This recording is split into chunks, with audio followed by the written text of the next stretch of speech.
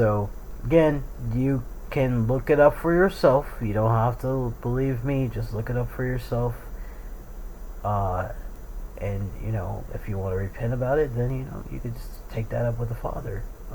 That's between you and Him. I'm just the messenger here, right? So moving on, we have jealousy, which over here we have, jealousy. All right, being jealous. All right, so for the definition, we have properly heat, figuratively zeal, favorably ardor, unfavorably of a husband. Jealousy also used of the Most High, of an enemy, malice, ardor, fervor, indignation.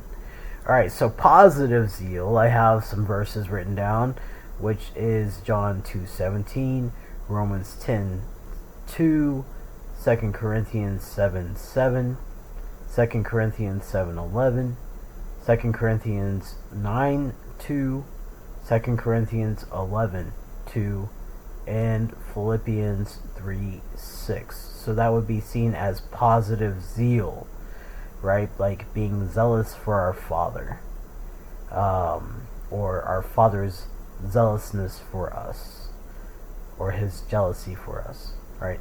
So negative would be seen, negative jealousy would be seen in Acts 5:17, Acts 13:45, 1 Corinthians 3:3, 2 Corinthians 12:20, Galatians 5:20, James 3:14 and 3:16, Hebrews 10:27, Romans 13:13, which I have here contains mixed context.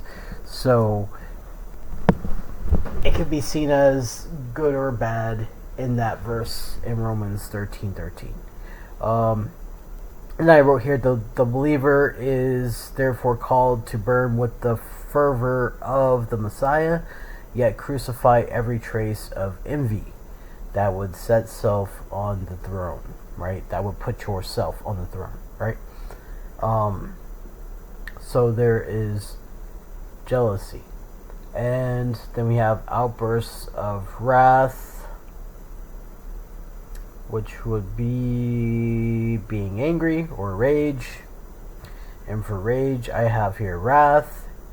And then I have wrote down here human versus the Most High's righteous wrath.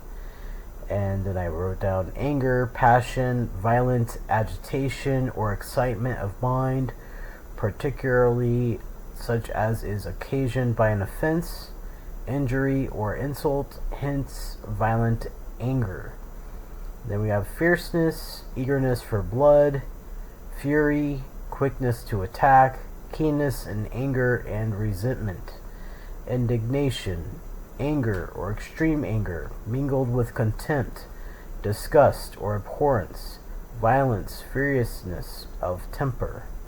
Alright, and then I have the verses written down here, which I'll get into in a second. Alright, so where was I? Okay, so I think I was on the verses, right? So again, this is the human wrath, which is not always great, right? Luke 4:28 is the first verse I have here. Acts 19:28, Romans 2:8, 2 Corinthians 12:20, Ephesians 4:31, Colossians 3:8, and Revelation 14:8 and Revelation 18:3 would go into the human wrath or rage versus our Father's righteous wrath, which you find in Revelation 14:10, Revelation 14:19, Revelation 15:1, 15:7, 16:1, 16:19, and 19:15. That's all in Revelation that I have there, and I don't know why I didn't look in any other book, or maybe I couldn't find it. But there you go. That's the difference between human wrath versus, or rage versus, our Father's righteous wrath. And we know that if we get angry, we're not supposed to be getting angry. At least, if we get angry, it should be with, we should have a reason, and we're not supposed to go to bed with that anger. We're supposed to, forgive and let that rage dissipate, right? By the time we go to sleep, right? So if you're carrying that into the next day, that's not good, because we're literally supposed to do what? We're supposed to ask for mercy, ask for our Father's renewing mercy every day. And if you're asking for forgiveness, for mercy, but you're not showing mercy or forgiveness to other people, then, it's kind of like that prayer won't work, because the prayer is literally like, forgive us our, sins, or our debts, or our trespasses, as we forgive, And if you're not forgiving, then you're literally lying, because you didn't forgive. Anyway, moving on. Where am I? We are on selfish ambitions, or rivalries, right? Hold on a second. I got a visitor. Okay. We're good? Nope, we're not good. Okay. Now we're good? Okay, so selfish ambitions. So that would be rivalries, which would be, again, selfish ambition, strife, contention and anger or enmity, contest. Yes, contests. So careful.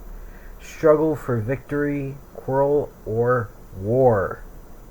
Yes, war is seen as rivalry. Yes. And we're not supposed to do any of these. No contests, no struggle for victory, no quarrels, no war. Properly, intrigue. By implication, faction. Use of those who electioneer for office. Yes, even lobbying for office, or pursuing an election for office, is seen as a rivalry. I mean, that's kind of like common knowledge, but in case you need a reminder. Courting popular applause by trickery and low arts. Okay, and then some example scriptures I have here is James 3:14-16, Philippians 1:17, and Philippians 2:3. Alright, so keep in mind, again, all these things are seen as bad. These things do not inherit the kingdom. Alright, so if you are literally cheering on the war, if you are someone who likes to compete, that's not the right word. This one. If you're someone who likes to strive for victory, struggle for victory over other people, again, that's seen as ambitious, and we're not supposed to be selfish in our ambition, right? Being selfish. Not supposed to do that. Okay. Moving on from there, we've got I keep looking at that one for some reason. Dissension. That would be making people angry with each other. How many people know someone, or you yourself, like to goad people on, right? You like to just egg people on. Yeah, not good, right? Don't be doing that. Okay. So I have here, where am I? Oh, divisions. Divisions equals dissension. Disagreement in opinion, usually a disagreement which is violent. Okay, so it's one thing to try to reason with someone, to rebuke someone with the truth, try to get them back on the right path. It's another thing to literally come at them with violence, producing warm debates or angry words. Contention and words, strife, exertion or contention for superiority, right? Contest of emulation. In a bad sense, a striving to equal or do more than others to obtain carnal favors or honors. Competition. Okay, so again, we have contests and rivalries, and then competition and dissension or division. Okay, these are not good things, either by intellectual or physical efforts. Okay, so these sports, not good, guys. Sports are bad. Okay, if you're competing against somebody for reward, no, that's seen as dissension. Okay, the only thing that we should be competing for is for our crown, right? For the ability to be in heaven. That's literally what we're supposed to be competing for, right? We're supposed to be running this race to get into heaven, to make sure that we are doing what our Father's will is, what He wants us to do, right? That's it. Alright, and then some other words that go along with it are discord, quarrel, breach of friendship and union, disunity, sedition. And then like some verses that go along with it are Romans 16:17, 1 Corinthians 3:3-4, and Proverbs 6:18-19, which we kind of read earlier, right? I believe we read it up here. Yeah. In 18-19, a heart that devises wicked plans, feet that are swift to run to evil, false witness who speaks lies, one who sows discord among brethren. That would be seen as dissension or division, right? Which we're not supposed to exhibit. Because again, this is not welcome in the kingdom. He doesn't want us competing with each other. He doesn't want us contesting against each other. He doesn't want us, fornicating or committing adultery or doing unclean behaviors or lewdness or idolatry or sorcery or hatred. Like, He doesn't want these things, right? And you got to ask yourself, would you want these things in your own house? Going on in your own house? If you do, then you might want to check yourself. But if you don't, definitely then take this seriously. Envy is the next one, and we already went. No, we didn't. Is envy the next one? No, heresies or factions, causing divisions among people. Factions. So, while the other one, dissension, means divisions, this one means factions, heresies. Okay, so it's properly a choice, by extension a preference, especially a religious party, a sect, a denomination, abstractly disunion, separation, disjunction. Yeah, you might want to reconsider something. That's all I'm going to say about that. You might want to reconsider something. I'm not gonna go down that road. You know if this applies to you if you're in the faction.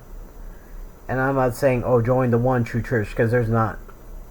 The one true church is the body of our Messiah. That's the one true church, guys. It's not any denomination, okay? Our Messiah never said, I'm going to make a denomination. No, He said, I am the way. So follow His way, right? That's what Paul said. He said, I am from a sect called the Way. The people who called them Christians were the Gentiles and